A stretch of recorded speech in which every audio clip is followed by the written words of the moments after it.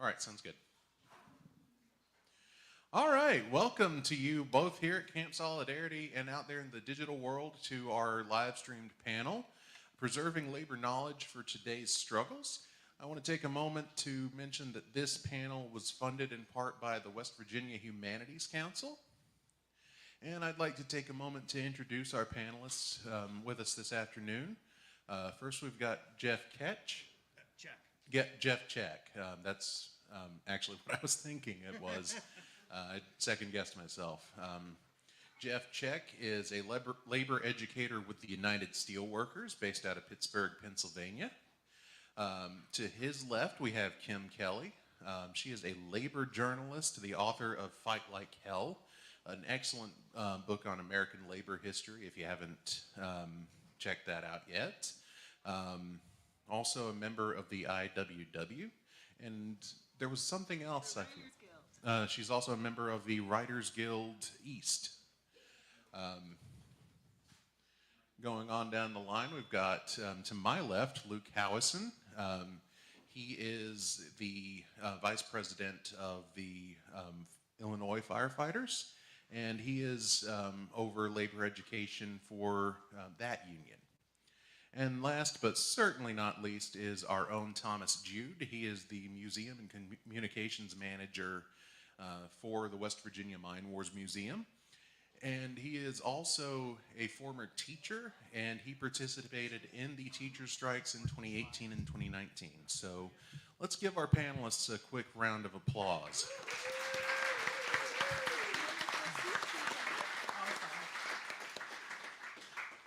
All right, so just very briefly how the panel is going to go today.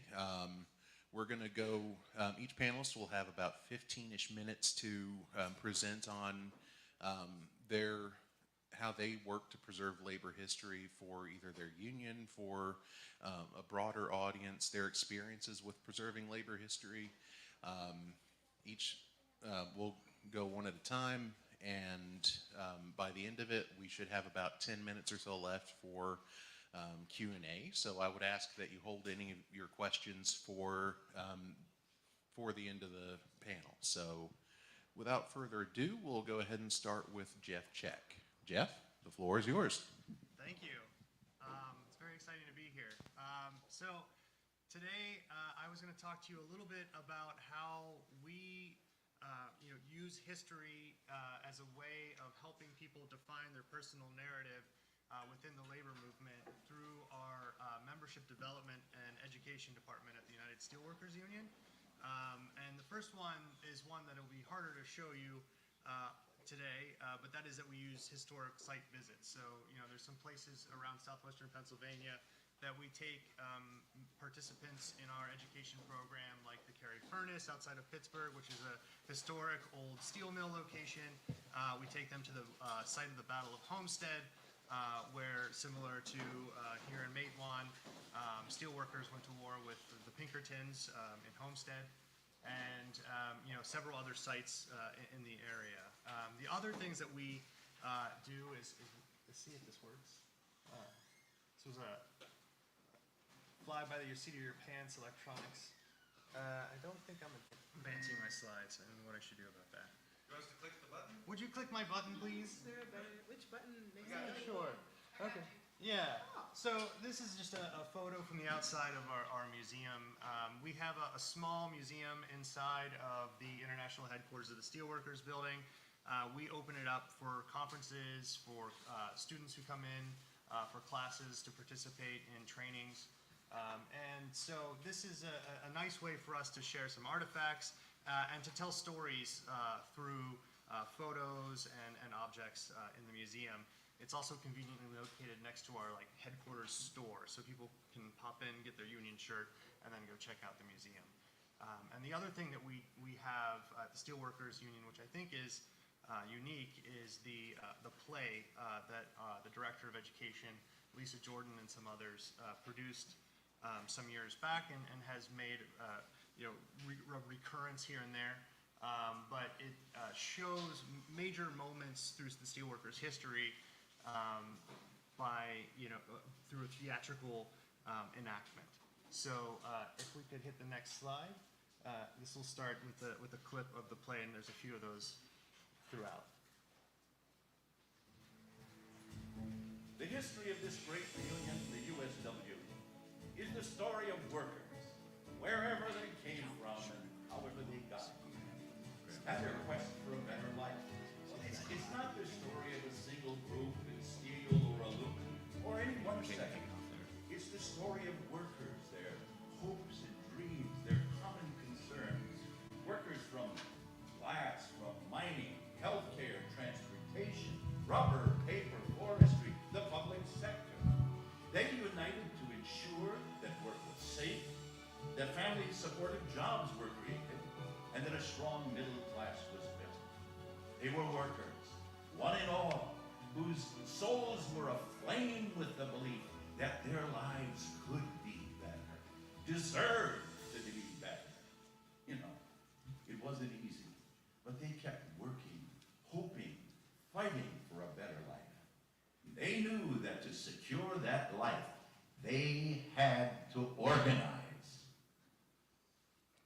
All right, so that's the introduction to the play, and I think it's a good place to start, not only because it's the beginning of the play, but because it shows the beginning of the Steelworkers Union, and we're not just derived of our initial conception, which is the Steelworker Organizing Committee under the CIO, but there are many other unions that merged into the Steelworkers Union, some of them which predate the CIO, and so.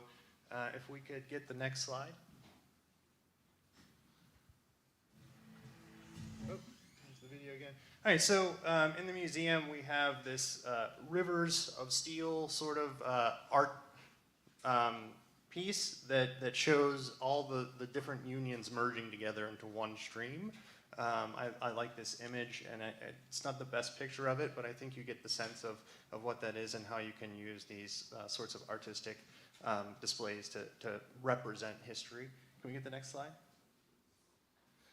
And this is a photo of Asbury Howard down in the bottom left. He was the international vice president of the Mine, Mill, and Smelters Union that merged into the Steelworkers Union in 1966. Asbury went on to become active in our Civil Rights Department and later became a congressperson in Alabama. So, telling the stories of individuals like Asbury help us create the narrative that we want to create for folks who come into the museum so they can see themselves as part of the history of the labor movement and, reflect on the individuals that came before them. Can we get the next slide? All right, this is next on here we have the URW. And we highlight their sit-down strikes. In 1936 and 37, they did 62 sit-down strikes. This predates the UAW, don't tell them about it. And so, it's important history. The URW merged into the Steelworkers Union in 1996. And the Rubberheads, as they affectionately call each other, are still a vibrant part of the union. So can we get the next slide with a video clip?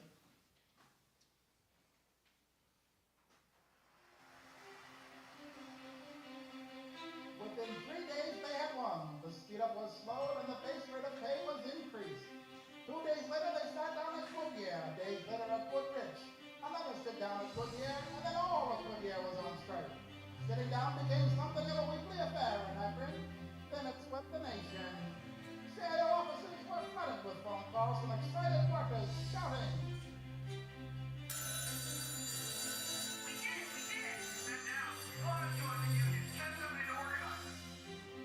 From 1936 through 37, some 485,000 workers from Akron to Oakland engaged in sit-down strikes. They succeeded in closing down plants with 600,000 workers, and the rubber workers led the way. Workers would follow suit in auto and other sectors. Later on up in Canada, striking rubber workers would stop the line in Kitchener, Ontario, demanding to be treated as human beings and Canadian citizens. Thanks, and I think it's important to point out that the actor there who plays the radio announcer, his name's George Calco, and he is a crane operator in a steel mill in Ohio. So the folks in the play are not professional, actors. They are members of our union and our union staff. All right, can I get the next slide? All right, so, obviously not every union story is a happy one. These are photos on a chain link fence from the Memorial Day Massacre in 1937 when Chicago police shot and killed unarmed strikers. This was during the Little Steel Strike. So the story is, U.S. Steel signed a contract, but Little Steel companies like Republic refused to do so. The workers went out on strike, and this resulted. Can we do the next slide with the video?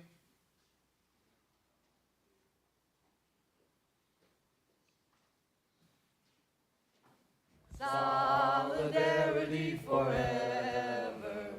Solidarity forever. We sang as we marched across the meadow, but our voices stopped. The song died when we saw the green field turn police blue. 500 cops stood between us and the mill. And it was to unarmed men and women and children that a police captain shouted, You sons of bitches, this is as far as you go!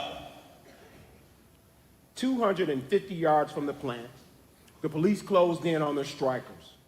When the police drew their revolvers from their holsters, the line leaders cried out, We got it right! All right. We got a legal right to picket! You got no rights, you red bastard! No rights! Oh my God! I was even stuck! Help her! Oh my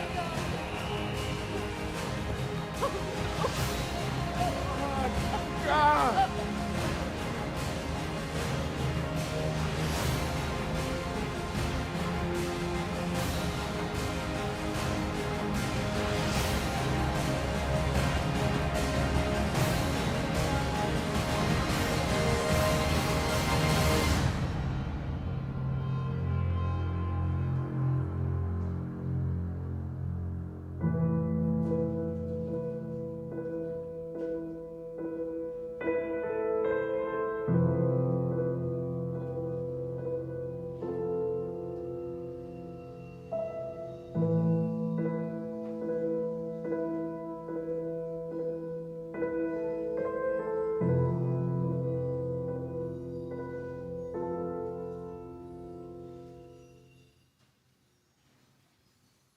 Okay, thank you.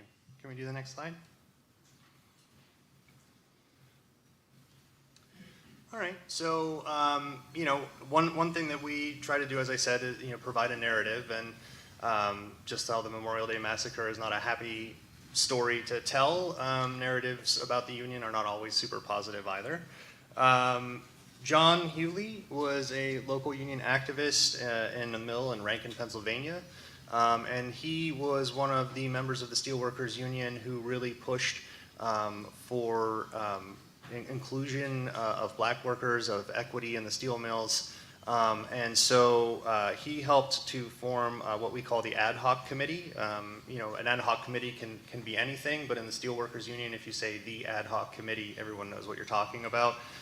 This was the committee that was created to create opportunities for historically marginalized and oppressed people in the Steelworkers Union. So thankfully, we got our shit together, and by 1974, when the government stepped in to have the Basic Steel Consent Decree, the steelworkers were able to be on the right side of the table, pushing for language that allowed for half of all apprenticeships to go towards black workers, women, and the language is workers with Hispanic surnames.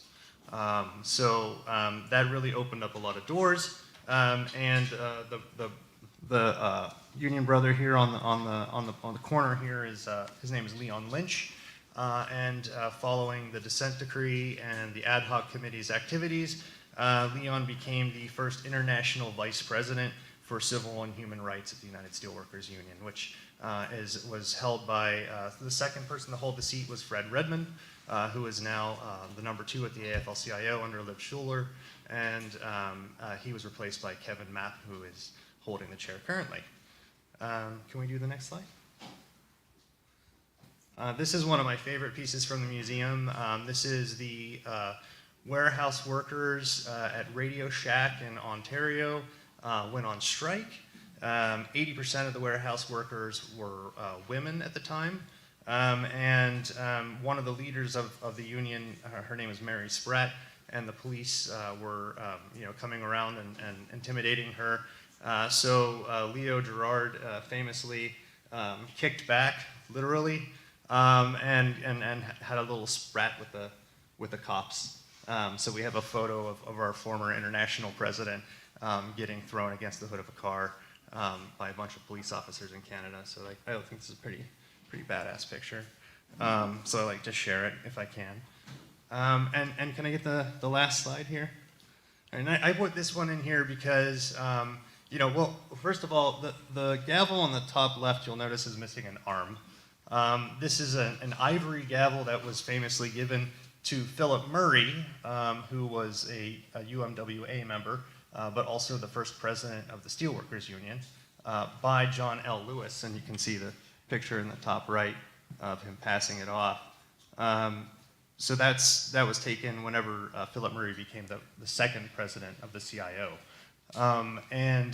The story is that this gavel is missing the handle because later on Philip Murray did something that John L. Lewis didn't like, so John got a hold of the gavel and snapped the handle, which is a fun story to tell, right? But ultimately, this is a story about two white men who got into a fight, and one of them applied violence to an inanimate object. So, I think there's a lot of interesting things that we can look at in a museum, and the Steelworkers Museum is full of cool gavels and stuff, right?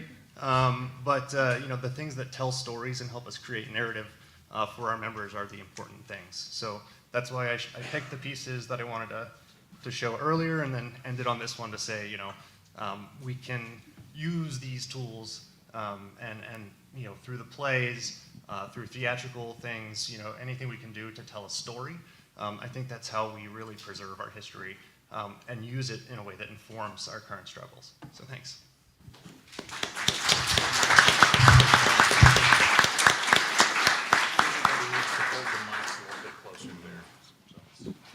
Thank you, Jeff. Thank you for that wonderful presentation. Luke, you're on deck. All right. Thanks, Lloyd. Luke Howson again with the Associated Firefighters Illinois. I'm the vice president for our state association, and my primary role, according to our bylaws, is education for our membership. So we're fortunate that we kind of have that set up within our state association. The AFFI falls under the International Association of Firefighters. We are a state association that organized in 1935, and we have 229 locals and over 16,000 members across our state association. So, you have your individual locals in every community, pretty much each fire department, and we provide education, collective bargaining assistance, and legislative advocacy in the state capitol in Springfield. So, getting into our history, we found it is important to share our history and make our members understand what they have today was fought for and sacrificed for. And obviously in Illinois, we're pretty fortunate. We're very fortunate in the labor laws we have and everything in place. So it's easy to get complacent and believe our employers maybe gave us all these things out of the kindness of their heart, and that is not the case. Firefighters went to jail in order to get collective bargaining rights, and we wanted to make sure that history was relayed and preserved for all our future members. So about 3 decades ago, our president at the time, Dave Foreman, he was with Joliet Firefighters Local 44. He was actually a striker in 1978 in his own local. Felt that we needed to start some education out for our membership. So they created a pamphlet and laid out some timeline of history for our membership and made sure it was shared. And then they provided some more background and speakers at different events across the state. So our executive board at the time in 1995 got together, and this was really a catalyst for our organization to start sharing our history. They got together and wanted to document the history in a book. And that took quite a while to get done. They started in 1995, and then it was published finally in 2002. So this book here is The Fiery Struggle. It's an easy read, and it was distributed out to our locals across the state, and there were some extra copies that sold online and stuff. So in the early 2000s, this kind of got around, and then obviously, like anything, it kind of sat on some shelves, and we needed to get some more revival of our education in labor history. So in 2012, at our biennial convention, a resolution was produced by Champaign Firefighters Local 1260 to create a labor history committee to start an educational program for our membership across the state. So that committee was formed, and actually today, with me today, I have Matt Hill. He's our Director of Communications and Chair of our current Labor History Committee. The members at the time, I was included in that before I was elected Vice President to start working on an educational program for our members. So we created a PowerPoint type education program, and we kind of went around the state to locals that requested the education and started providing the education there. But we realized we weren't really getting to, our core members. We were talking to local leaders and things of that nature. So in 2016, we kind of strategized and started pushing more on a marketing type of campaign to really push this education out there. So at our convention in 2016, we focused on the local leaders, push out a marketing campaign, and one of the examples I have here is, I'm gonna try to hold it up when talking to Mike, but recreated t-shirts. The firefighters in the back of the room can confirm firefighters like t-shirts. So we created these t-shirts, and they're the Goon Squad, and they're from the Chicago strike in 1980. And what happened is our strikes were probably a little different than most strikes. Typical strikes, you stop working, right? You don't engage in any work, you picket, you stay outside of the work lines. Firefighters, basically in Illinois, went on strike, they stayed out of the firehouses, but then they had a scanner and would respond to the fires, because they're obviously, you didn't want to have the safety jeopardized for your community and then lose the public relations part of it by not doing your job, right? Correct? So that's how our strikes were.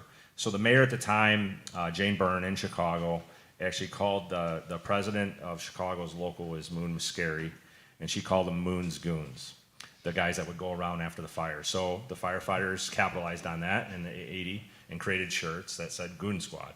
So we reproduced the shirts that the guys wore in 80, got them out there, and it was really a hit. We keep selling out of the shirts, and the cool part about this easy thing of sharing history is if somebody's wearing this shirt, they're gonna ask, well, what's that about? What's the Goon Squad? So we found that was an easy way to start getting things out there. We created some more shirts along the way, and we're trying to get that information out there to our membership. And then on top of that, Matt's local actually is 2442 in Bloomington Normal. And that was a strike in 1978 that gained national attention. The firefighters there's 24 firefighters. They were put in jail for 42 days. And basically they worked a work release program. Half of the firefighters were in jail for 24 hours.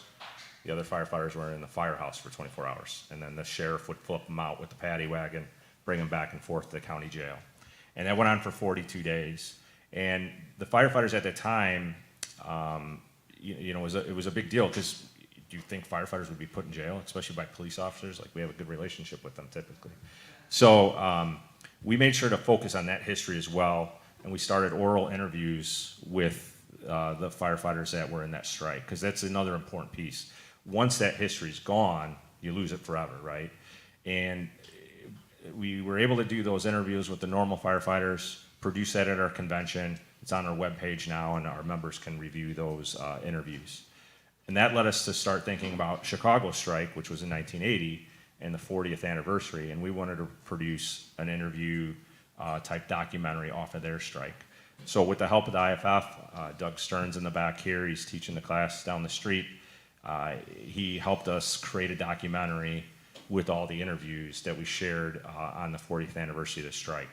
And that video has gained a lot of traction. Obviously Chicago, the bigger city, has a little more fanfare, but that video is being shared all around and in recruit schools and such like that for firefighters. So we really expanded what we were doing based off of just an educational class and starting to preserve the history as well through these interviews and things of that nature. Another thing we did is, and I have limited supply of this stuff, so if you're like interested in any of this, I'll leave it up here on the counter and you can take it when we're done here. But we reproduced the newspaper from the normal strike, got these out to the locals, and the members. And again, especially in a firehouse environment, you leave these on the table somebody might pick it up and read it. And it's just little nuggets here and there that we're pushing out to our membership to engage them in our history. So we had to, and I mentioned Illinois has been great for labor environment, but you can thank us for Janice, any of you public employees in the room. So in 2016, our governor, Republican governor, started trying to jump on the right to work bandwagon and kind of attacked us, thank you, and wanted us to become right to work. Well, he couldn't beat us in the state house. So he found a state worker that would take that case to the Supreme Court, and his name is Janice, Mark Janice, and that led to public sector reducing fair share, 40 years of precedent gone for public sector employees. So when we saw that happen, we felt we had to respond to that issue in our state. We elected a friendly governor again, J.B. Pritzker, who's actually signed 36 pieces of legislation for us, firefighters only, in the last 4 years. One of the first pieces of legislation he signed for us was House Bill 2215. We actually passed it through the State House. He signed it pretty quickly. It requires labor history education in the fire academy. So every new firefighter coming in onto the job gets that education. And where that's important is a lot of labor unions have apprentice type programs where they might provide that type of labor history education to their members. The fire service works a little different. The fire academies are maybe regionalized, and you may not come in through the union on the job. You test onto the job, and then you kind of get into the union. So we felt we had to get this education out to them earlier.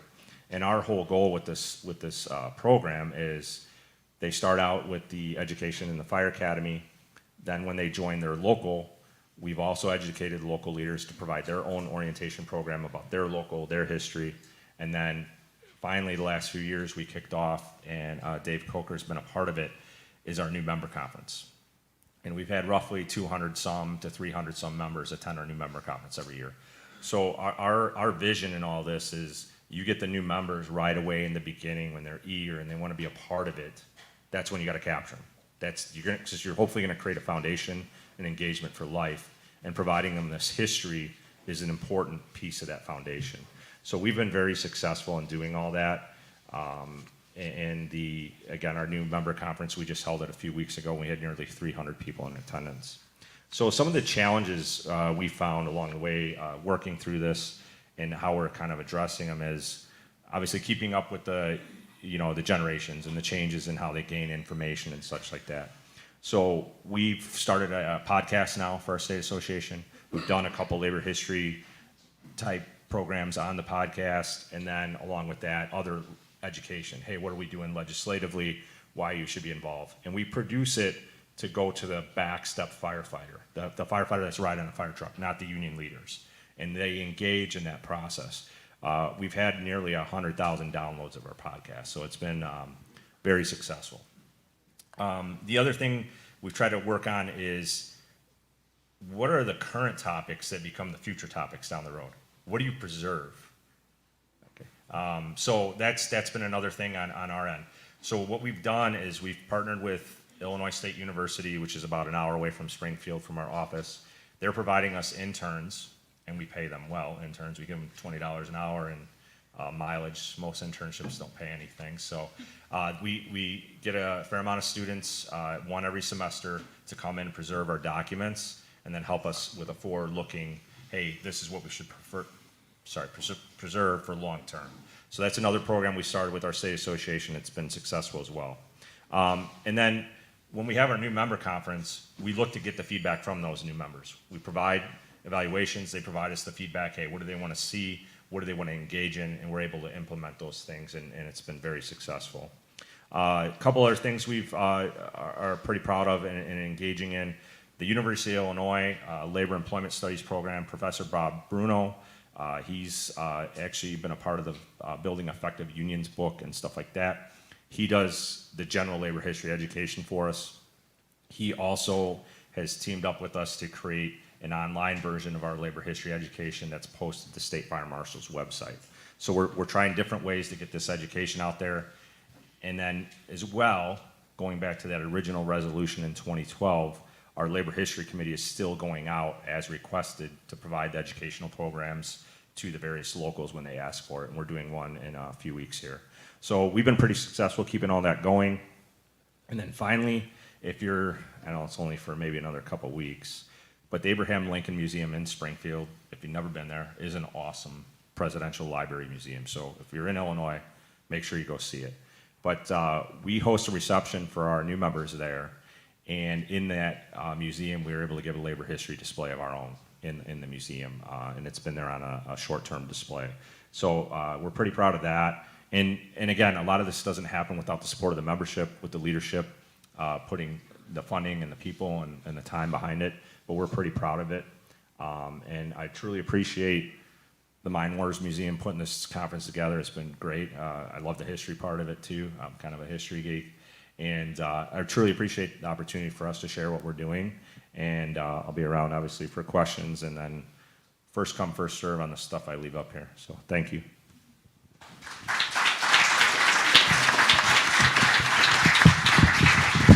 All right, thank you, Luke. Next up, we've got Thomas Jude. And Thomas, I think we were going to ask you to talk about your experiences having lived labor history and now working to preserve it. So take it away.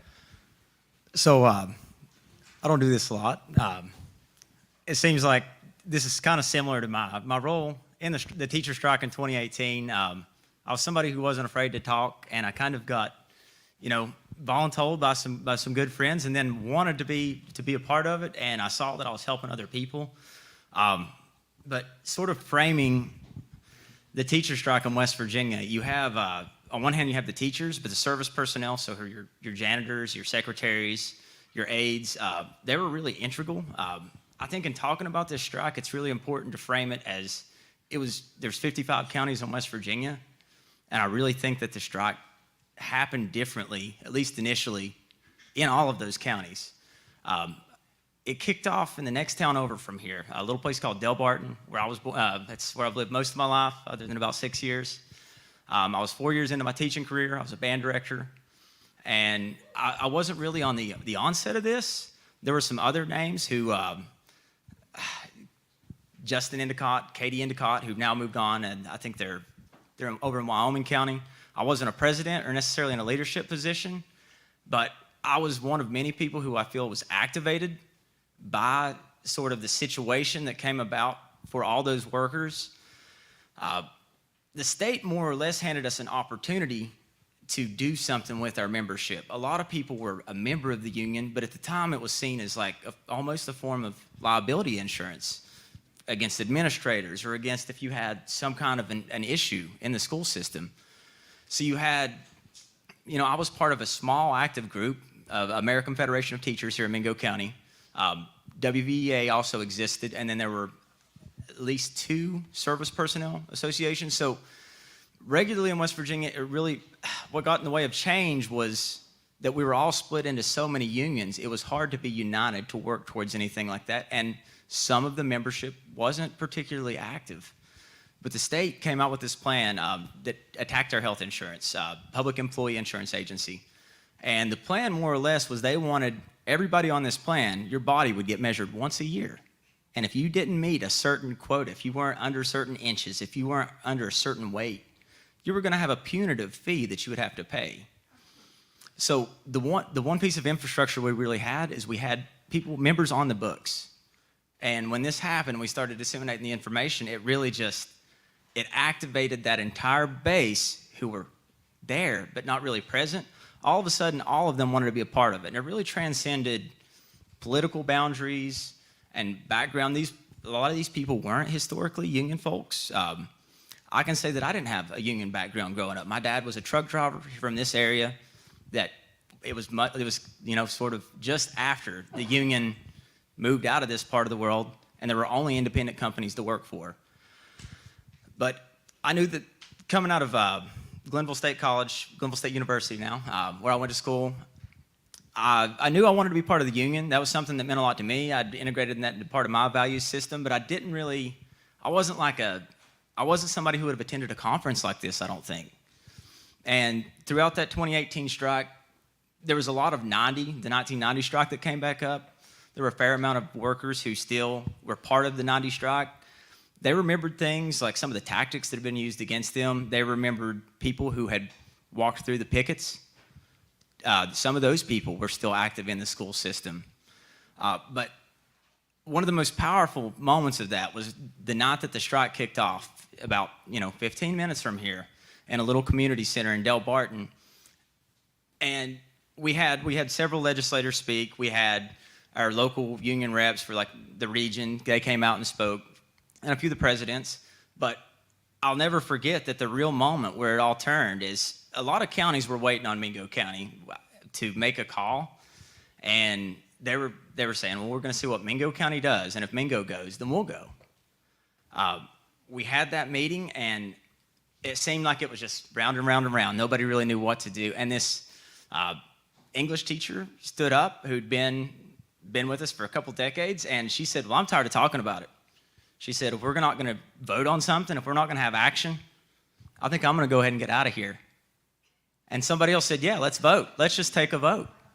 And we more or less voted on a wildcat strike that night, and county by county, we watched what we call the snow day map.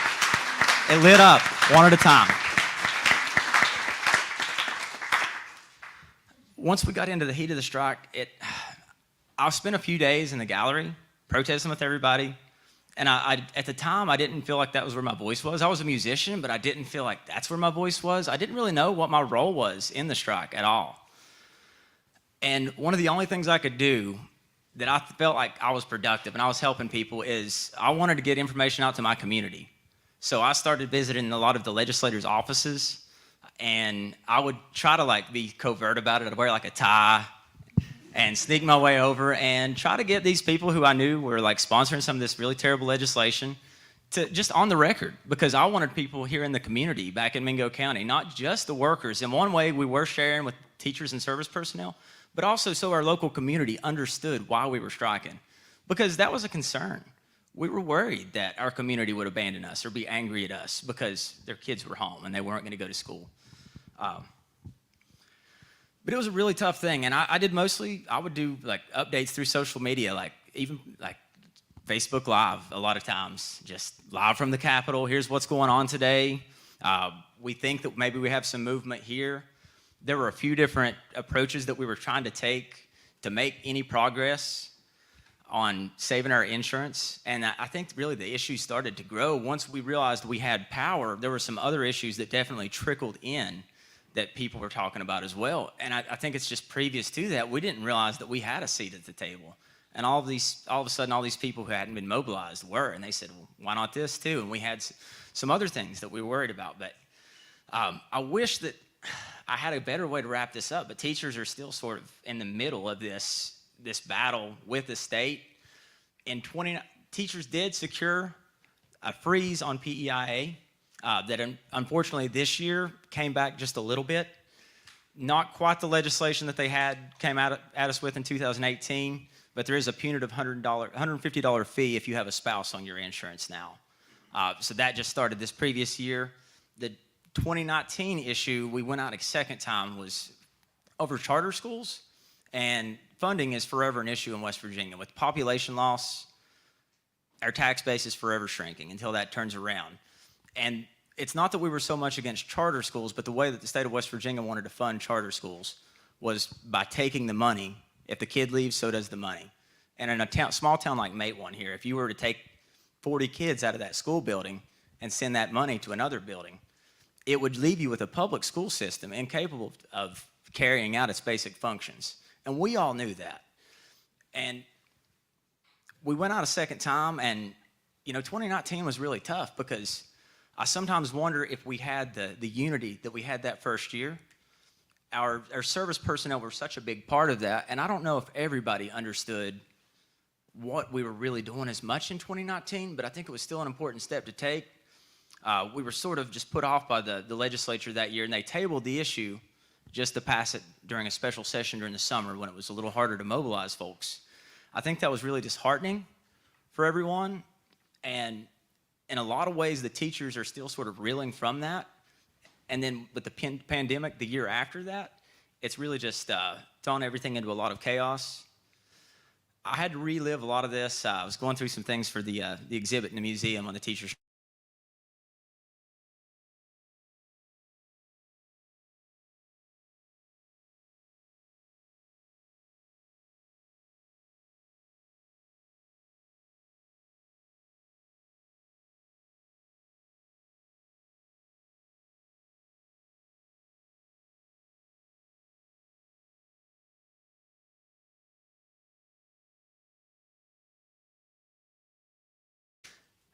I am as the manager of the West Virginia Mine Wars Museum. I'm absolutely in love with this job, having a great time, meeting lots of people, learning lots of new things. But I still have a lot of teacher guilt. I miss my kids, and I worry for the future of education in West Virginia and broader. The charter schools passed, and we're getting hit again with the 150. And I see more and more people who I know are outstanding teachers that made a difference in a kid's life. Like some kid came to school every day, probably to talk to some of the teachers that are no longer in the profession.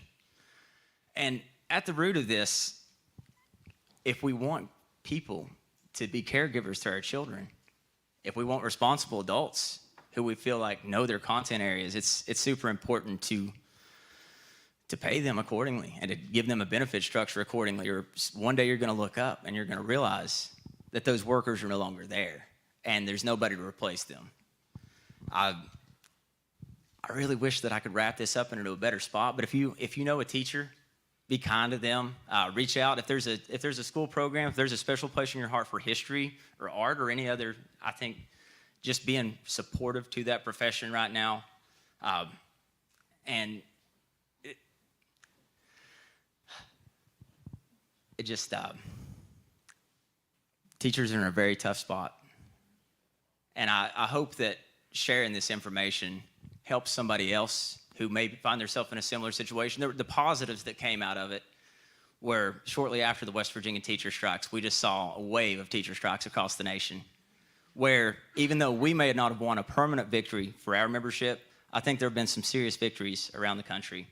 And I think telling that story is important. I think sharing this story is important, because every now and then you're handed a moment where people who are divided in a lot of different ways through different organizations and even different functions in the profession, they're handed something where they can come together and they can push for change. Thank you, guys.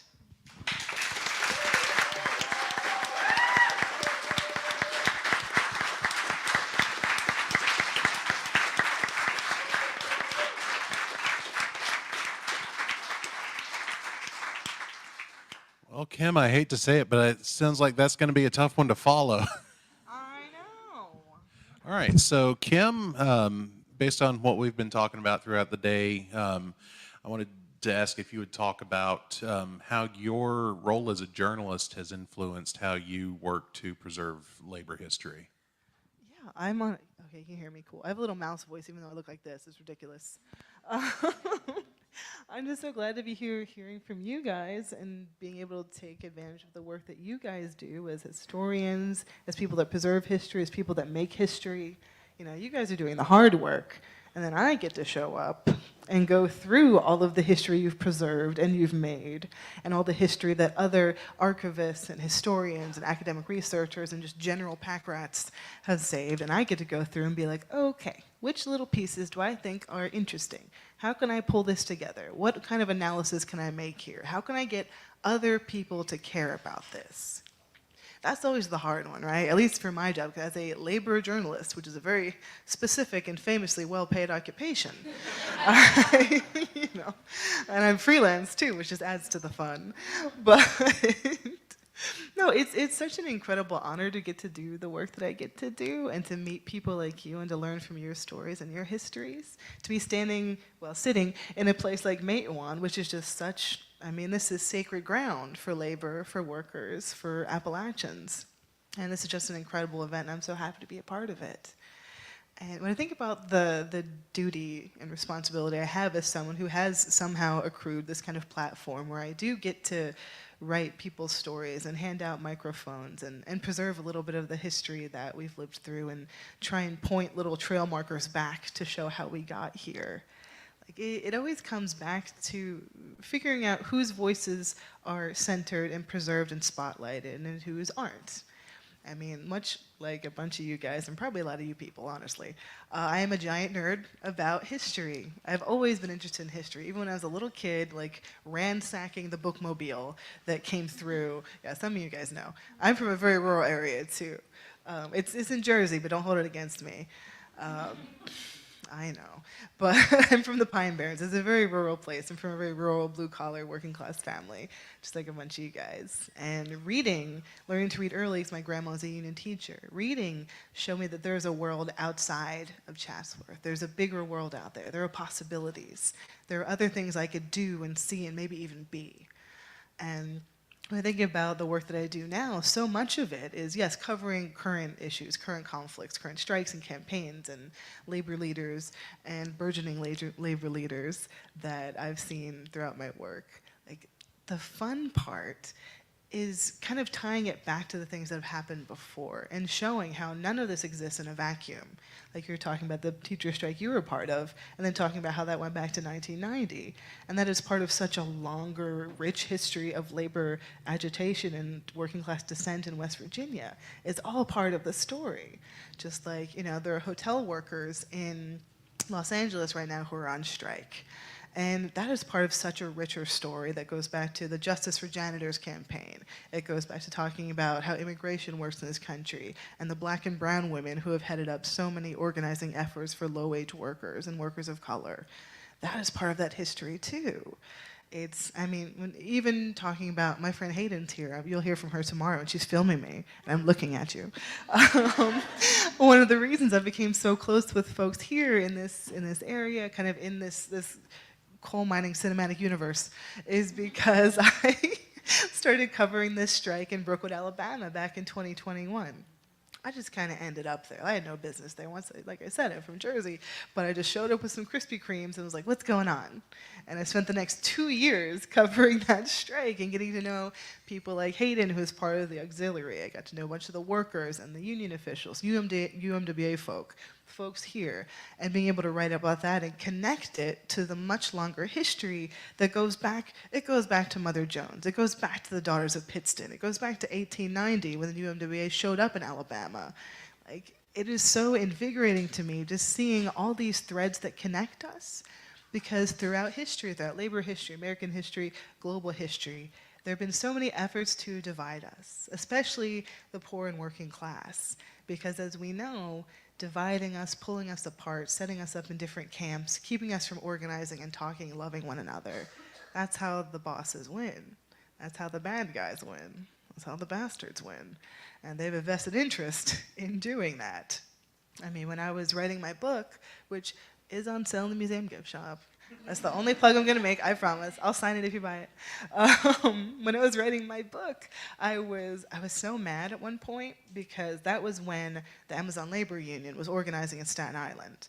And that is not that far from Philly, where I live. And I was like, oh, I want to go see what's going on. Oh, I want to cover that. But I had to finish my homework. I was writing my book. I had to stay home. But I got to live through it vicariously because I was writing, at that point, part of the chapter on agricultural workers. And I was writing about this strike in 1946 in Hawaii. We're a very diverse group of Native Hawaiian and Korean and Japanese and Chinese and Japanese and Puerto Rican workers who worked in the sugarcane plantations there. They are members of the ILWU, the International Longshore Warehouse Workers Union, which has its own very cool history. They were going on strike. And previously to that strike, they had tried to go on strike before for higher wages, better working conditions, the whole 9 yards. And they kept seeing their strikes broken because the bosses would pit different groups of workers against one another. They would pull in Filipino workers to break a Japanese-led strike, things like this. But in 1946, the union was like, we're not doing that this time.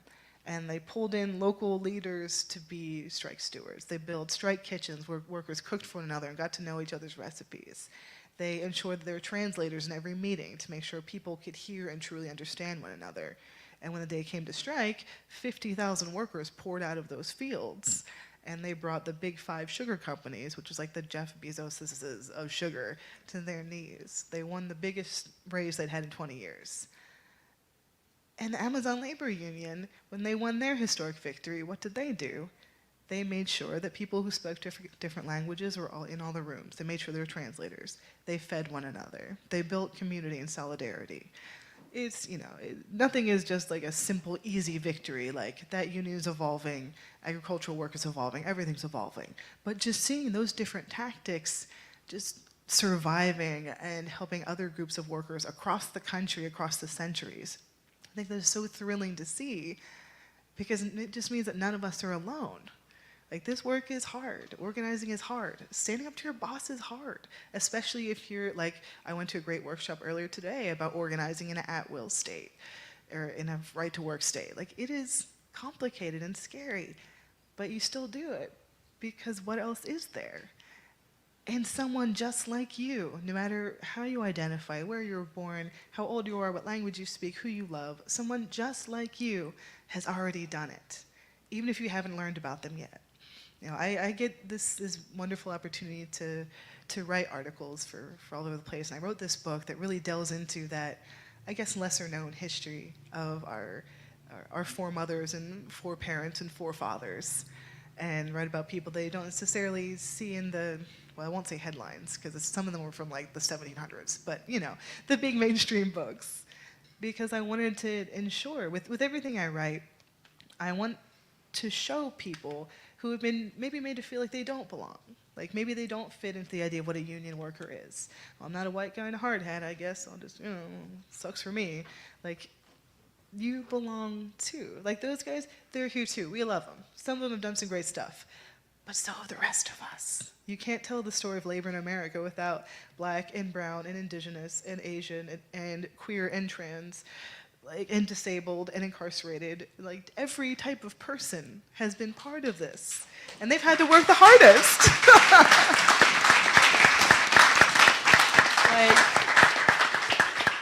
like, as a journalist, my job is to help tell other people's stories, tell what happened, tell what's going on. But most importantly is to tell the truth. And the truth is, all of us have been here the whole time, and we're going to continue to be here. And just as much as the past belongs to all of us, so does the future. And it's just the greatest honor of my life that I get the opportunity to go and do my little typing and do my little, like, shoving microphones in people's faces and sometimes having a camera on my mug and do what I can to just put it out there. Like, I think of myself as kind of a human microphone. So I always feel like I'm the least interesting person in a room, but I want to hear what all the people who are doing the harder work are up to, whether it's organizing in coal mines or in nonprofit newsrooms or in care work or in their neighborhood. It all counts, it's all important, and it's all possible. And that's just the message I try to get across, and I try to do when it comes to preserving our history. I think it's just so important to understand the options. Like, the same way I felt when I was a little kid reading about ancient Egypt or Victorian London or just New York City, growing up in a town with like 100-some people. Like, I want other people to feel that when they think about, oh, my job sucks, my boss is a dick, like, I'm not getting paid enough.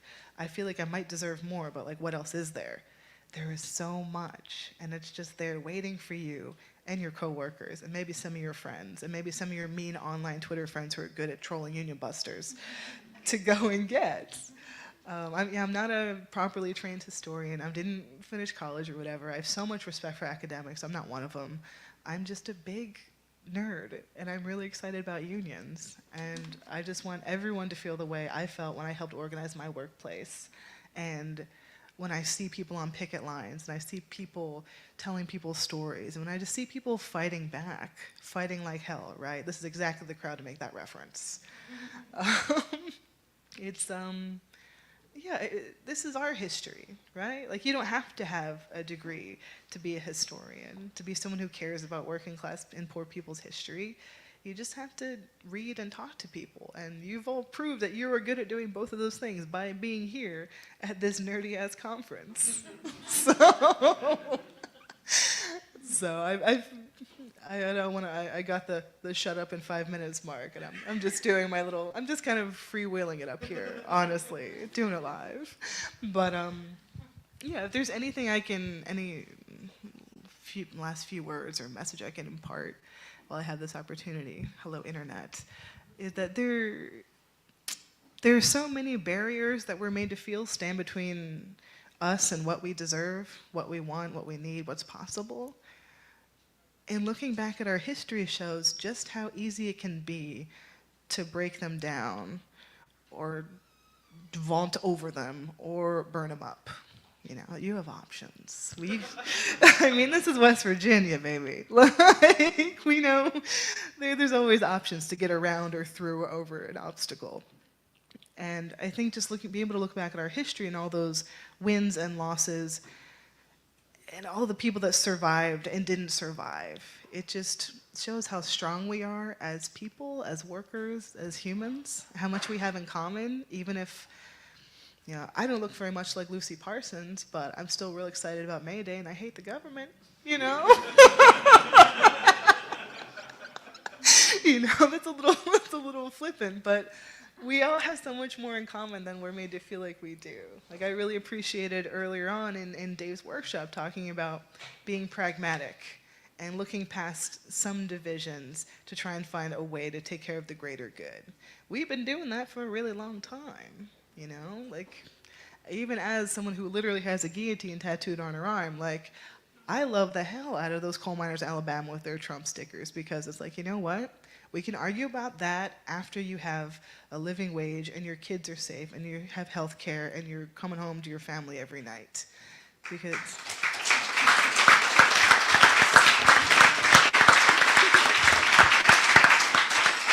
because as history shows us, as the bosses have always tried to hide from us, we are so much stronger together. We always have been, and we always will be. So we just gotta fight like hell for one another.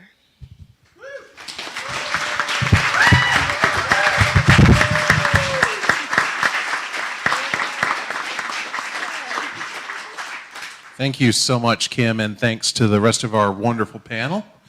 Now we have a little bit of time to get some questions going. So if you've got a question, just raise your hand and we'll get to you.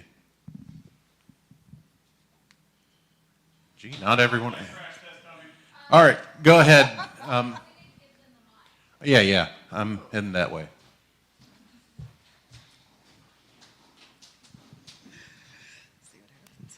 One of the many organizing techniques is to live outside yourself, so I'm just as shy as y'all, so I'll go ahead and play crash test dummy and break the ice. But for all of y'all on the panel, how can we go ahead and get started on the smallest scale to get people rolling for some of us that don't have the opportunities to go ahead and get a real, for lack of a better term, a sexy thing to go ahead and latch onto, just trying to do something in our communities?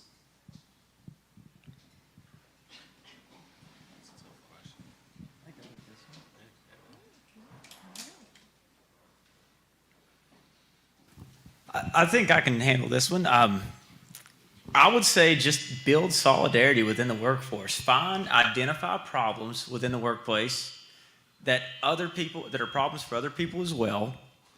And from there, start coming up with some of the solutions and grow your team out. See if there are other people who are receptive to that. And I think there's definitely people way more qualified to talk about how to build that out further. But I think step one is just talking about those problems that you experience together. Oh, hello? Okay. I think this is on. Okay, gosh. I was just going to very awkwardly piggyback on that and say, when people ask me something similar, like, how do I get started organizing? I tell them, talk to your neighbors, see what's going on in your, well, not everyone lives in the cities, so see what's happening on your block or like in your area and find out what's impacting you. Because we're at a point where, you know, not everyone has a stable workplace. Not everyone has a job. Like, I'm an independent contractor. Like, I'm grandfathered into my union, you know, but you still live in a place and you still want to make it better, and there's still things you care about, whether it's increasing the housing stock or dealing with cleaning up like a patch of grass that everyone's dog keeps peeing on. Like, it doesn't have to be a huge world-changing issue to matter. And the first way you're going to get any of that fixed up is just to, I know we're all shy. I'm shy too, believe it or not, but just to talk to people and identify that common ground and see what you can grow out of it. Is this on? Is this thing on? I'd also add to that, you know, so I just became a labor educator 2 months ago, but before that I was an organizer for a decade. And so what I would say to this is, you know, as my colleague said, you know, identify the issues, right, that matter to people, that are both broadly and deeply felt, but don't just talk to the people who already are on the same page with you. That's not organizing, that's activating, right? So look for ways to, if you want to organize, that means growing our community, not just energizing what's already there, right? So look for ways to build out and common ground and issues that impact everyone, and ways to talk about them that are in the language that people use, right? So, you know, thinking about how we communicate as organizers, maybe not even using what is the word organizer outside of this community. It means someone who very neatly puts things in boxes, right? So, you know, thinking about the way that we talk, the way that we describe things, the terms we use, and approach the communities that aren't already organized, and get them to be part of the revolution. All right, next question. We've got Katie back here. I think I'm going to move towards the back so I can more easily get these microphones. I'm going to try to formulate this question in real time, but I'm curious, especially for the organizers and educators. Most of the people that I find myself around and resourcing right now are in a lot of despair, confusion, uncertainty, not sure what's next, not sure where to go from here. And a lot of the organizer posture I've had probably for the last 15 years is to like be the elder that is like, yeah, and also this thing, and also the future, and also there's like, where do we have power kind of posture. And there's something these days that there's like something that feels a little bit shallow about that to me. And anyway, I guess my question is something like, I'm curious to hear a little bit about how y'all think about navigating, I don't know what to call it, but like doubt or low points or folks not seeing a way that's clear, and yeah, just like what that looks like in your day-to-day practice. And I guess maybe I'll just say like, I'm really interested in your honest answer, which could be like, I don't know, but like, I think there can be this like organizer hype of like, we're always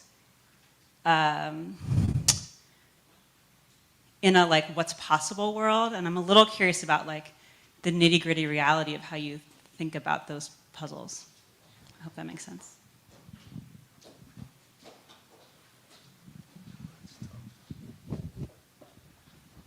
That's like a tough question. I think in our world for firefighters, it's probably a little easier on the organizing side, on our side, for our members to come in.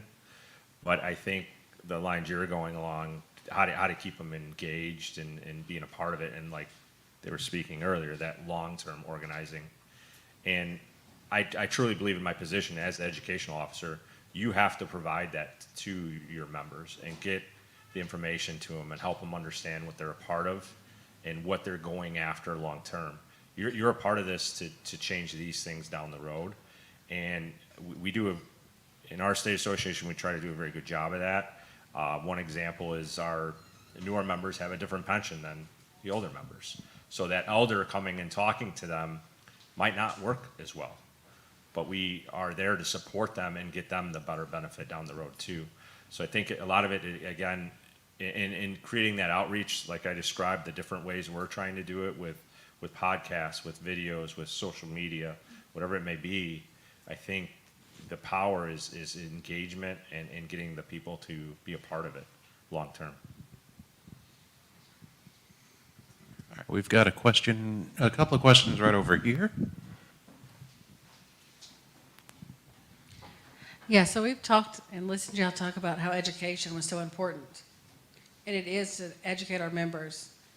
But to grow the movement, we need to educate our younger people. what could we be doing better as a labor movement as a whole to not just teach our members when they come in, but to actually be educating young people, high school, middle school, elementary school? What do we need to be doing to include them in the movement now so that they turn into leaders later for our future? I have a lot of thoughts about this. I see you eyeballing me. God, I think it's, is it California that just passed that law saying that labor education is now going to be a mandatory thing in high school at least? I mean, I would love to see that go nationwide, but that would take a hell of a lot of work, and yeah, we'll put it on the list, right? But, I mean, wouldn't it be cool to have a union day at your local school, though? I mean, so many teachers are union. I feel like there's got to be ways to kind of reach that younger audience. Have a community union day and invite the kids in your class. Like, have a union-sponsored field trip. Like, just make the union a normal part of their lives. Like, when I was growing up, my family all worked construction. And so, like, I always knew, like, okay, unions are a good thing. Like, I don't really get it because I'm 5, but I know that it's, you know, like, unions are good. When I got older and I got a job, I was like, oh, man, I'd love one of those. Good thing I went into journalism. Yeah. But and also, I say this whenever I get the opportunity to be around, like, people that work at unions. Please update your website. Please, please make it easier for people to find you and email you. I know a lot of folks use Facebook, and that's really good for some demographics, but not everyone is on there.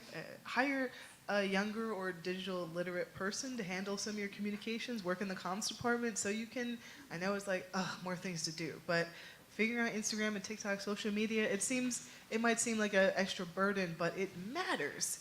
Because especially right now, we're seeing this moment of like unbridled enthusiasm among the younger generations for unions and class politics and solidarity and strikes. Like, people are stoked.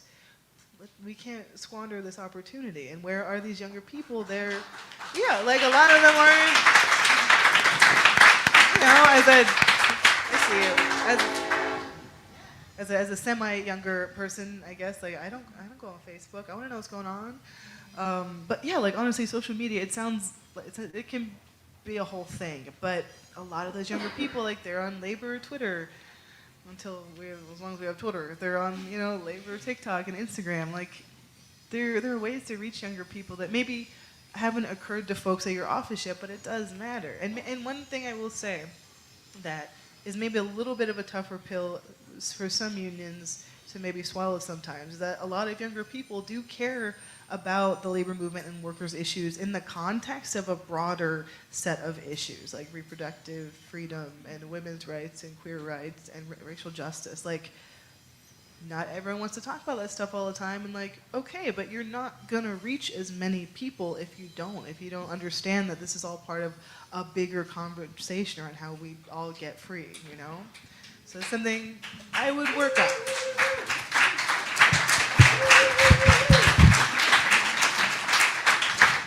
All right, I know we've got another question right over here.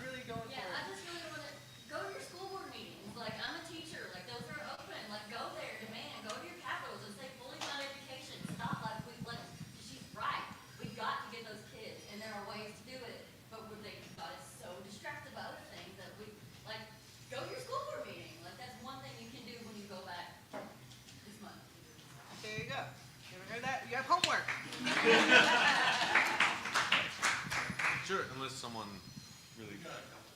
Okay.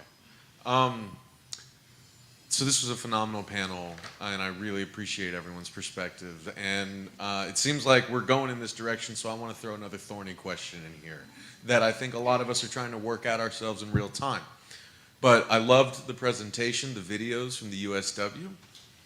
It is not lost on me, and no one else in this room, which side the cops were on in that historical footage.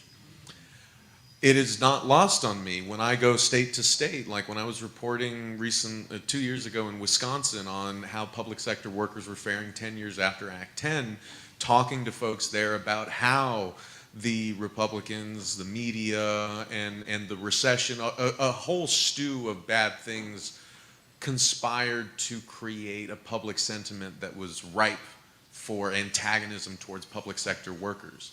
But an under-acknowledged factor of that was how they carved firefighters and policemen out, and how Ron DeSantis in Florida and other states do the same. So it's like they try to curate like where our hatred towards public sector workers or stuff goes to. And so what do we do with that? Like, it's okay if we don't have an answer now, but like it comes up all the time when from the media side we're trying to kind of rally support for labor. And young people especially, but not exclusively, will say like, well, what are you going to do about the cops? You know, so that's my question.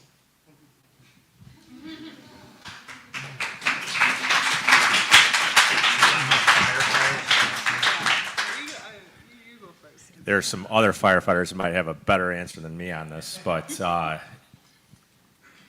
know a part of it is targeted, right? Because what do people love? Firefighters, right? I mean, that's like a thing. That respected, it's in your community, it's a fabric of your community. Your fire department, helping people is intertwined in your community. So for a politician to go there, it's probably not the best move right away. But here's the concern from our perspective, like in Wisconsin, and many of the firefighters helped lead the fight up there. I went and walked through that Capitol. I think some of these guys in the room might have as well. The issue there is, okay, they knocked everybody down. When are they coming for us?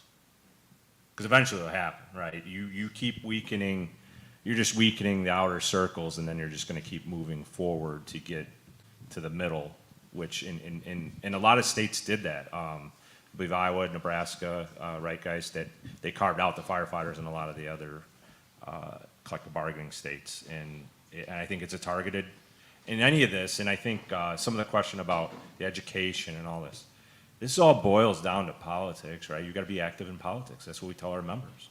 You got to be able to be successful on both sides of the aisle, which is not always traditionally a thing in labor, but to make progress, and that's what we've been able to do in our state, is go after both sides of the aisle and support your issues and move those issues forward. So, but I really think, to your question, a lot of it is, hey, well, that one's a hard one to go after. So we'll knock out these other ones first, and then we'll come back later and reduce some of those benefits. I know the police and firefighters in Wisconsin, though, weren't totally unscathed. They lost some ability to negotiate insurance and things like that. Again, they're right across the border from us. So, but I think that's part of the reasoning why you see that. And again, I think it's, you know, it's a more global attack that's being thought out, well thought out. And that's why we all have to be together and united and push back the other way. Do you guys want to jump in? Go for it. Okay. Max is trying to get me in trouble. That's what Max is doing. And I really appreciate your answer. I know that we're in a diverse crowd of individuals that don't all see things the same way, so I'm going to try and be as measured as I can about the cop thing. And I will say, I also love firefighters. Everyone loves firefighters.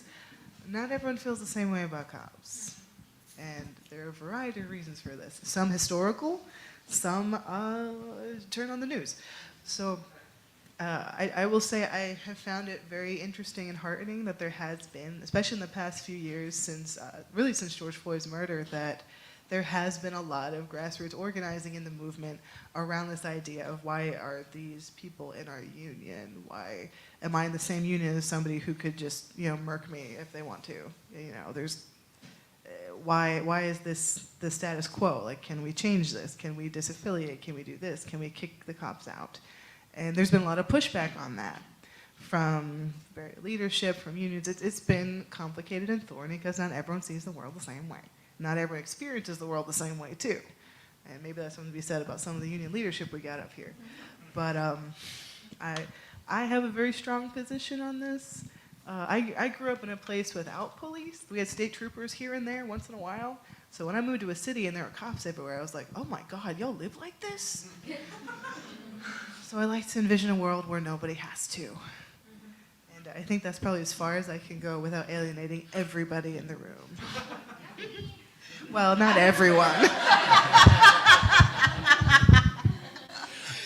diplomacy is the order of the day, right? Like accepting different viewpoints and figuring out the good that can come out of them. We'll say that. All right, I think we can squeeze in one more question if anybody has one. All right, coming your way.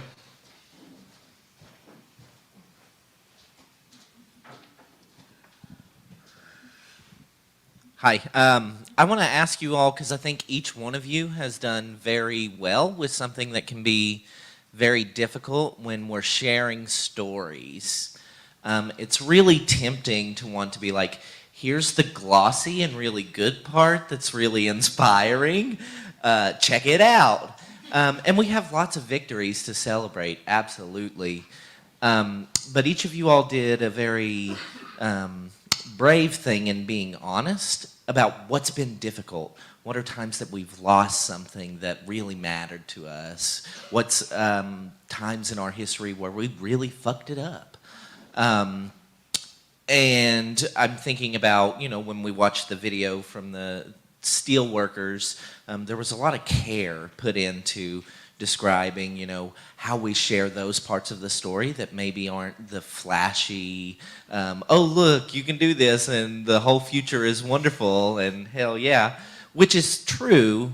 It's only one part of a story, though, that we have to handle with integrity and care.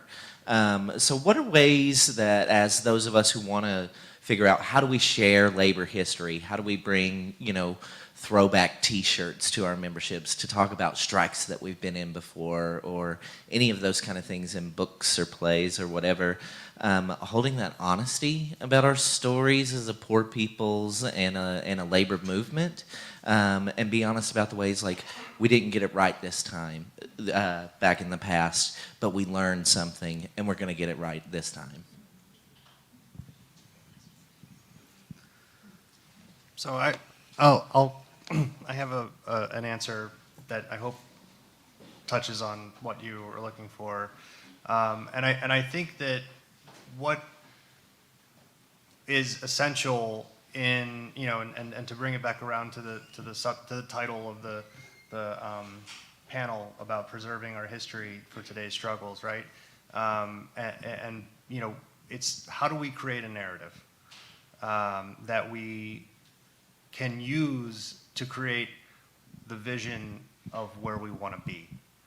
And so it comes down to actually developing a plan. And today, Dave was teaching a class, and he said that his local union creates an annual strategic plan. And I thought to myself, fuck yeah, Dave. If we actually take the time to be intentional about what we're doing with our stories and why we tell them, and there are a lot of things that we like to do in the labor movement, but if we move them an inch in one direction or another, maybe the impact that they have actually creates bigger change.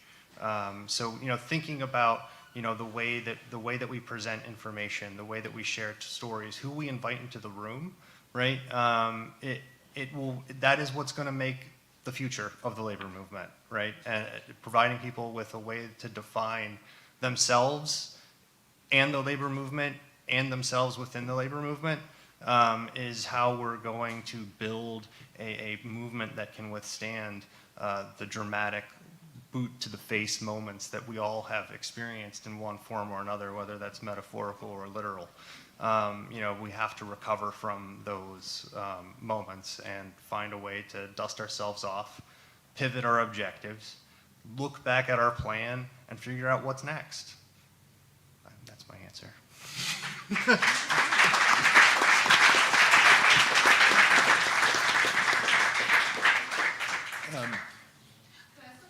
Yeah. He's so much to say. Oh no, go. Well, I was going to ask, we've talked about black and brown stories and different photos, and I don't know what your identities are, but how do you tell those stories without tokenizing those people, or even intentionally bringing them into the room to tell the stories, maybe not onto the panels, but into the rooms? How do you do that without, how are we seen if we're not here, and how do you tell those stories, and do you give them a voice? How do you do that without tokenizing anybody? I luck out, right? Because I write about current labor struggles and labor history. So those folks have always been there. It's just putting a little bit more effort sometimes into either finding them in like historically or just in the actual stories I'm doing, like being very cognizant of the people I interview and the people I platform and the voices that I center, because like you said, it's not like pretty pasty up here. Not every panel is like that. Not every labor gathering is like that. Not every area is like this, but a lot of them are. And that does not reflect the reality of the working class and of poor folks in this country. So I think we have a very serious and important duty to use the platforms and resources and abilities we have to make as clear as possible that, yeah, we look like this right now, but that's not the full story. And like I said, there's always much more interesting people out there that should have the exact same opportunities because they've done, they've all been here. This is the thing. Like that's like the whole thing with my book. I spent so much time and effort trying to find those stories and center them and focus on them because they haven't been seen or heard as much, and that's bullshit. So when you have the opportunity to call it out, which I'm glad you brought that up, like you got to do it, even if it's a little awkward, even if it makes you shift in your chair a little bit. Like if you care about the truth and about reality and about the working class, like it looks like some of us, but like we're the minority, you know? I think the most heavily unionized groups in America are black men and black women. So honestly, we're doing okay up here, but we could do better.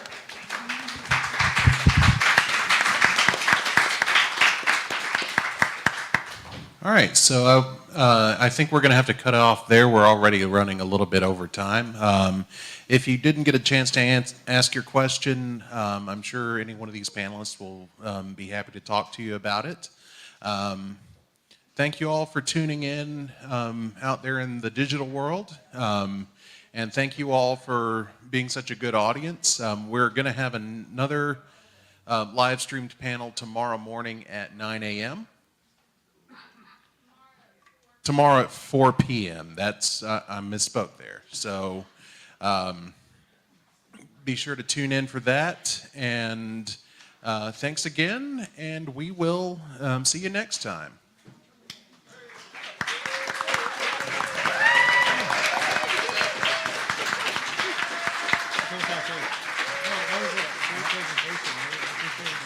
All right, for the in-person audience, I'd like to ask if you could bear with me for a second.